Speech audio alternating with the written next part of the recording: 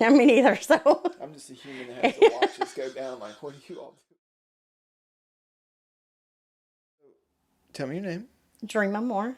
Hello, Dreama. Hi. Nice to be here. Yeah, nice to meet you formally, I suppose. Formally, Yeah. yeah. I've seen you several times. Yeah, same.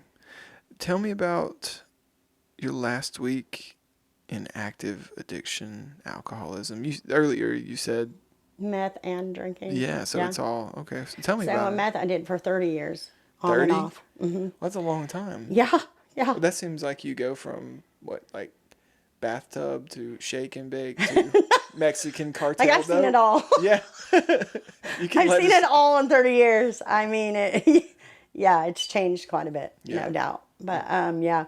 Let's see.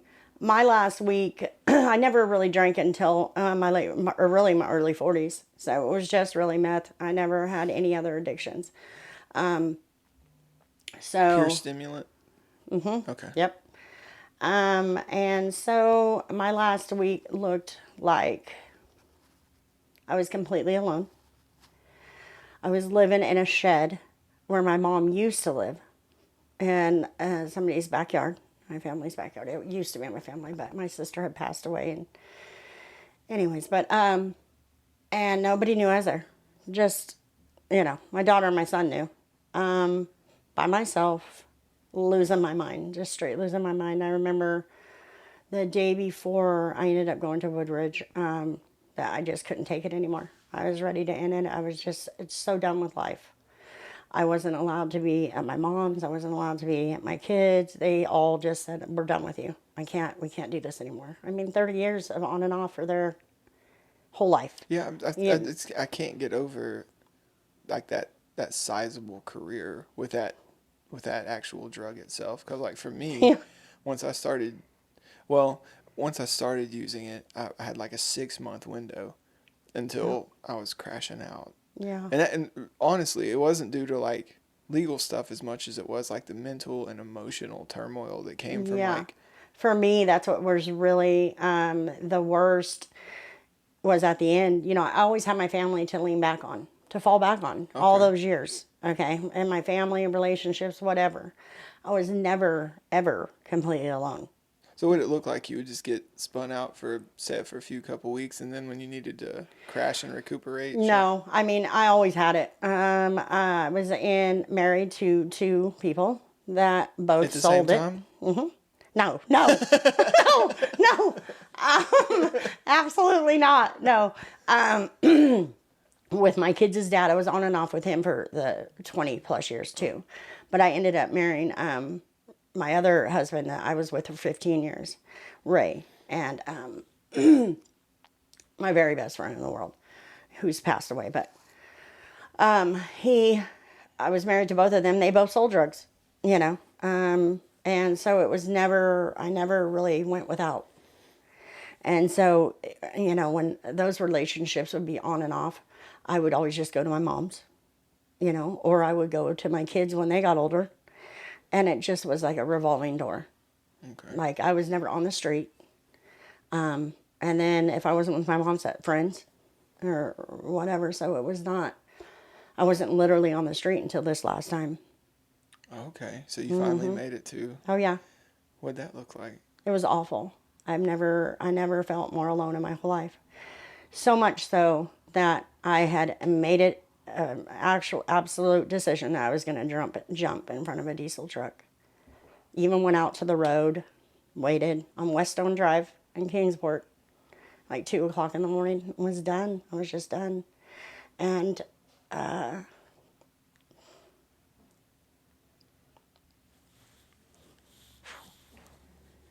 by the grace of God, I didn't. Yeah. And the next day, my daughter picked me up, and my son, and I went to Woodbridge. Have they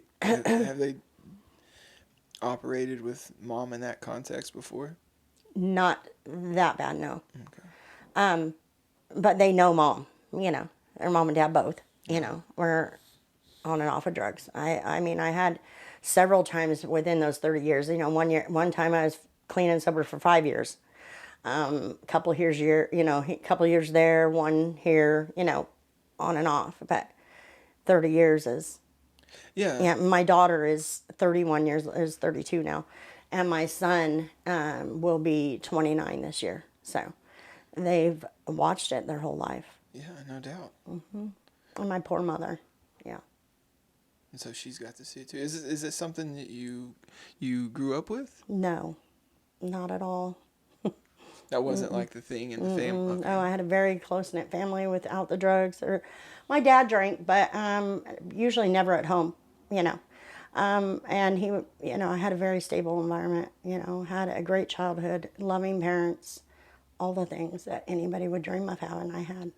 So I talk to a lot of people, and I would include myself in this, but say that the black sheep.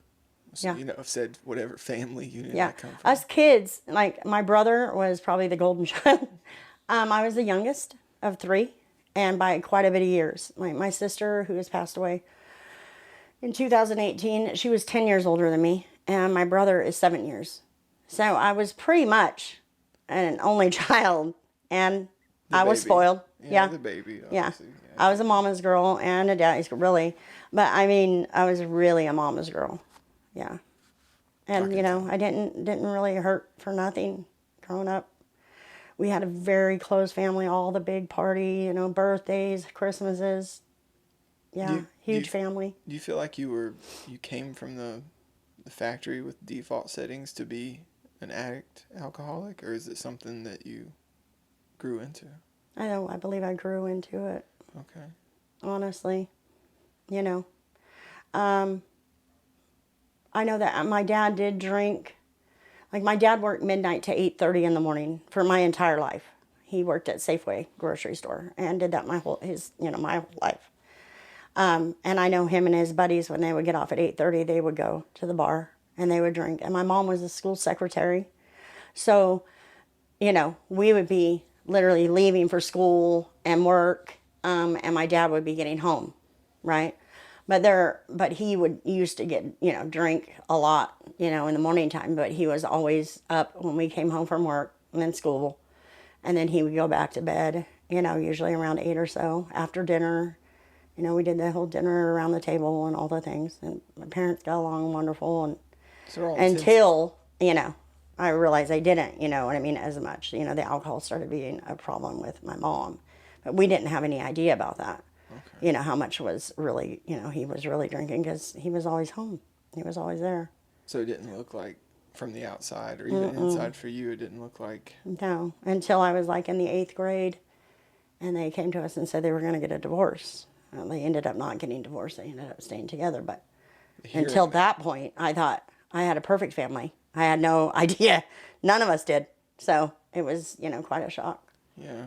But they managed to stay together and all the things, and everything went back to normal. But even so, it's a shocking revelation. It was huge. Yeah, and I didn't realize then 12, what 13-year-old. Yeah. I didn't realize then what a big impact it had until later on. Until actually I got to Bridge and started working the 12 steps and went and, realized it affected my relationships a lot more than I realized, Yeah, no doubt. Well, then digressed a bit, but still, those are, I think, key important things, and it's just where I'm being led within the conversation.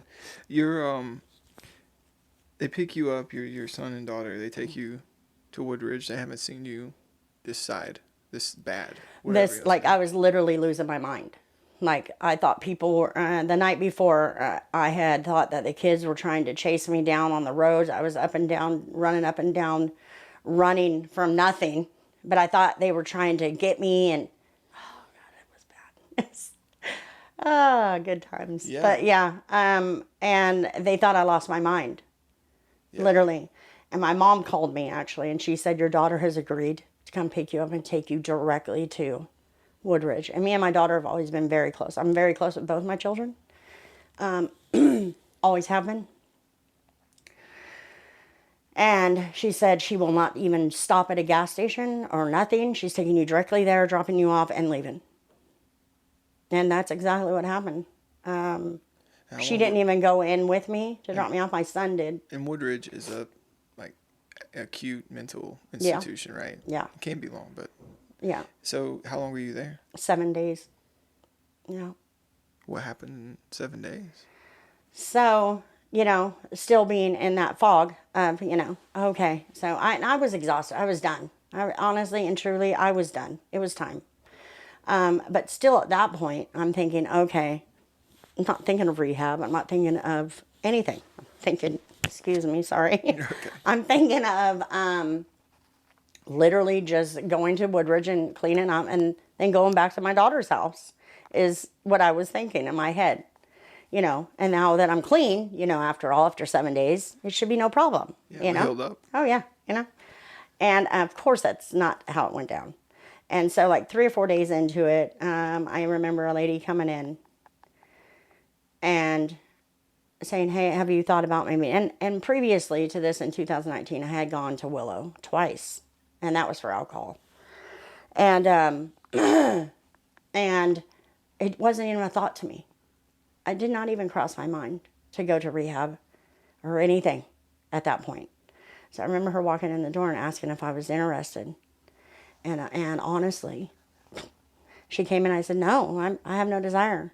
And I know that it was God. And no sooner did she get out that door and I just got up and I ran after her. I said, I changed my mind. And it was not me that did that. I mean, I know it was God. Because I absolutely had no desire to go to rehab or anything else for that matter. I'm going to go back to my daughter's because I'm clean now. Like you heard yourself turn her down. And you were Yeah. like, what the heck? I literally said it out loud. No, no. And then I chased her out the door. I mean, like, ran after her and said, no, I changed my mind. Wow. Yeah, it was surreal, really. And so she's like, for sure, I got you. Yeah. Yeah. So and a couple days later, I was at Willow. Okay. Mm-hmm. So just straight from. Yeah. Okay. Went straight there. To a inpatient. Yeah. Did you have to do any detox or anything, or was it straight to No, I went straight to Willow because I'd already been in there for 7 days. So they considered that the worst part for me was, over. I guess kind of the coming off the drugs, anyways, was for sure. And so, how long were you at Willow? 28 days. Oh, yeah, standard. And even in there, and yeah, standard time. And even for the first week, I was like, okay, I was ready, but I was like still, but come the second week, I was all about it. And it just hit me, like all the times I had gone back to before. And I was like, I've got to do this, I've got to do something different. And then I don't know what it was. One of the meetings probably brought into us and started talking to us about sober living. I'd never even thought or really even knew about sober living, honestly. And everybody kept talking about Bridges Shore, And I was like, well, I don't know. I guess I'll fill out the application. That's just how it went. I'm like, yeah, okay, let's see. And Tia came and saw me. And I just knew instantly with the interview that me and Tia had that that's where I wanted to be. And she told me that she would take me. So, and I thank God for that. No doubt. It changed my whole life. So. What in effect changed? Maybe a more suitable question or something contextual here. What was the first thing you noticed? When I walked through the doors at Bridge? Or the first thing you noticed change? Oftentimes it's other people, things, places, see it before ourselves do. For me, I noticed pretty quickly, just walking through the door, knowing I was safe. Oh. Mm-hmm. Knowing that just even sitting down with our intake, doing our intake. And that was Stephanie back then. Feeling so welcoming. And all the women that were in the house at the time being just so full of love and acceptance. And it just felt good, I've always, I wasn't really scared about being there with a bunch of different women and all the things. I adapt pretty well to wherever I'm at. So for me, and I'm kind of a social butterfly, kind of. I like my alone time too, but like, So it was like it really was relatively easy transferring from one to the other, and like being accepting of where I was, you know. Yeah, you're I done. was done. I knew I was done. And I knew when I left Willow that I had to do everything different this time. Like, I knew that.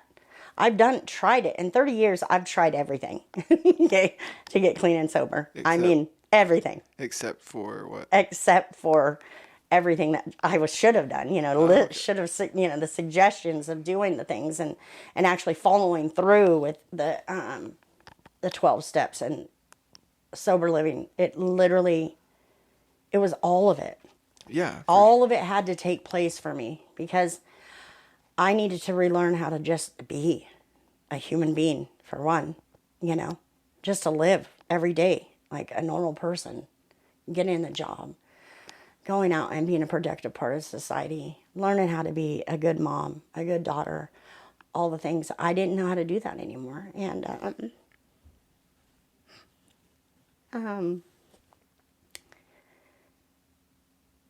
without Tia and Scott, Jillian, Nash, all these people that are in my life today, it never would have happened. Tabitha, my sponsor, I mean, I don't know how she puts up with me sometimes, but she does. so security, The, community, yeah, and the security and the accountability, okay. you know.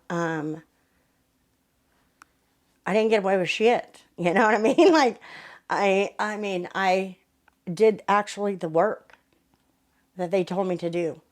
I got serious about my life, and I knew that if I didn't change it, I was going to end up dead. And I And then didn't here, want to do that to my family. I saw just losing my sister in 2018 was hard, and losing my dad in 2009, it was, some really hard things and I didn't want to do that to my children no doubt. and my mother. No, She had to lose one child. There was no way I was going to do that to her. in that fashion, especially as Yeah. well. Yeah. So what is it? How long has it been since? I guess you realized you were done. Well, I just got my 2-year chip on the 23rd of this month. Congratulations. Just a couple days ago. Yeah. So it's pretty incredible. Yeah, Yeah. indeed. What are you most excited for today? What's next? Wow. And actually following through with it and being willing to and able to do whatever life throws at me, not being afraid. I'm not really afraid of what's coming anymore. I know that God's got me, and I know that He's got my back. So, and most of all, I know that the people in my life today, they are my family. Like, I can call any one of these people, and they're there for me like that. And it's a great feeling. And then working with other women now is so amazing. So amazing, Yeah, I remember when I first came in and just working with my sponsor, and how I just admired her and Tia and Scott and Jillian and all these people in my life, right? And just thought, God, one day, right? Maybe one day I'll be able to do that. And now I get to, you know?